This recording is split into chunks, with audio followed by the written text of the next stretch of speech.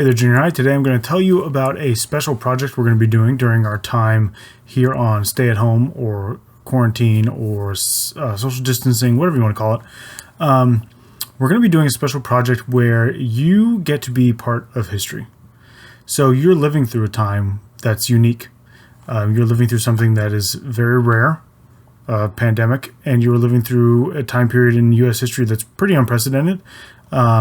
Although we have gone on lockdowns or quarantines like this before for things like the Spanish flu of 1918, this is pretty massive and different, especially in an age where we have social media and all kinds of 24-hour news cycle and all that kind of stuff. So in years to come, people are going to want to know what it was actually like. And you're going to help the people of the future know what this was like. Okay, and the way you're going to do that is you're going to be a primary source. So to be a primary source makes you a part of history.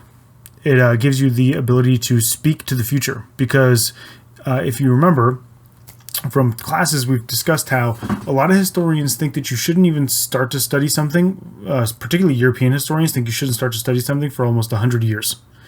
Well, in 100 years, some of the people living through this won't be around anymore. I certainly won't be. Right, in 100 years, I'll be 135 years old. That's highly unlikely that I'll be around to tell anybody about what it was like. And if I am, what are the chances I accurately remember?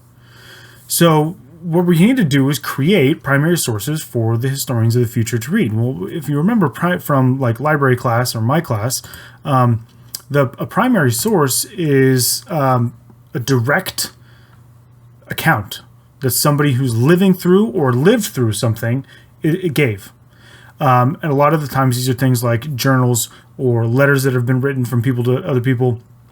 It could be a book, a nonfiction book written by the person, an autobiography. But a lot of the times it's simple stuff. The Diary of Anne Frank is a primary source. She wrote it during her time living in isolation, trying to escape the Nazis. So that's a primary source. Luckily, none of us are going to have to live through that type of a thing with this. However, your time is important. What you've been doing with your time is important. The things you experience, how you feel, that's going to be important for later on. So we're going to create that. We're going to create it, a first-hand account, and I'll give you prompts along the way and things. We'll talk about that. But we're going to create one of these things so that they can analyze them later on, because while secondary sources written using primary sources are great, a lot of those authors didn't live it. They don't understand it. And they'll only understand it as well as we tell it to them. And there's some challenges today with primary sources, which is a lot of our primary sources today aren't written. They're video, like this, right? They are audio. They are TikToks or Snapchats or Instagrams that disappear. And if you didn't download it, it's not anywhere on the internet except for maybe on databases someplace. And that's a problem because it will not necessarily give an accurate picture of what has occurred if they don't exist or they haven't been saved. Just because you posted something to YouTube publicly doesn't mean it's going to be around. Who knows what happens with YouTube servers in 100 years? 100 years ago, there was no YouTube. There were no digital photos. There was no Instagram. So what we do have are archives. And if the archives are done correctly, then hopefully they will have a lot of stuff like this type of media saved. But they might not. But they will definitely keep written records. And we're going to help create that. Now, we're not going to be handwriting it. You will be creating a written record of your time in quarantine or whatever you want to call it. In class on Google Docs. So a primary source gives you insight into the events of a period that a secondary source simply cannot. Once we're done with this, you're going to look at the slides and then you're going to click that link. That link is to a letter written to John F. Kennedy.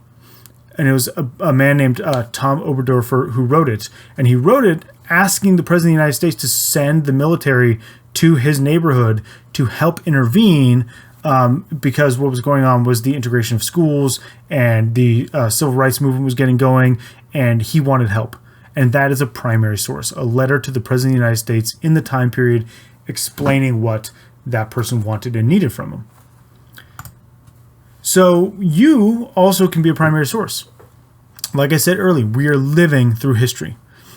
What we are doing each and every day is going to be different and defining and something new to the human experience and to human history, and people are going to want to know about it. So documenting it will help future generations and future historians understand what we lived through. And your perspective is unique because you're students having to do distance learning, having to deal with your parents working from home, having lost jobs. You have a unique perspective, especially at your age level.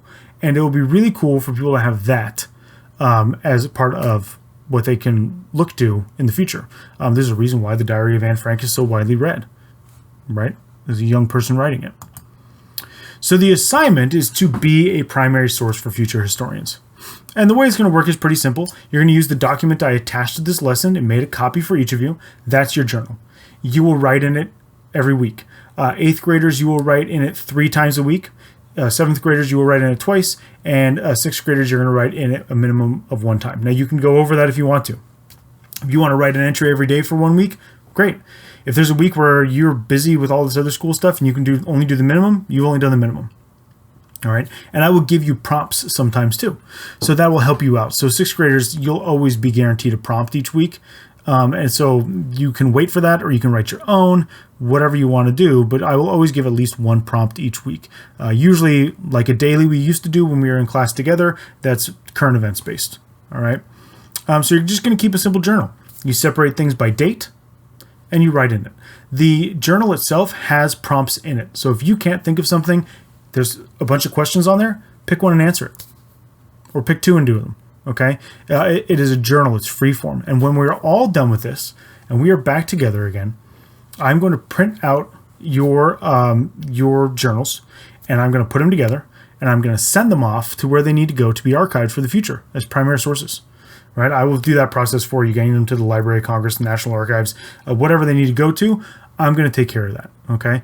And this is a really cool project. I think that you'll like it. I think that it's a good idea to try to give something to the future while we live through this thing. And I'm really excited for it. You can thank Mrs. Hedgepeth. She's the one who actually found this assignment from a professor who wanted to do it for high school kids. And then I just adapted it for us. And I'm really grateful because I would have never found it if it weren't for her. I did not heard of this. So this is going to be really fun. And like I said, each week I will give you guys at least 1 prompt. So you don't need to get too stressed out about it. And I'll make sure, of course, that your workload in my class is you're given time and you're given the amount of space that you need to do it. Okay. But I think this is going to be a really worthwhile part of our experience, distance learning. We don't know when everything's going to be over with. We don't know when we're going to be done with this. Hopefully we get to come back sometime in mid-May, but maybe not. And either way, something like this would be really useful to people in the future. So I hope you'll have fun with this, and I will see you guys in our next live class, and have a good day.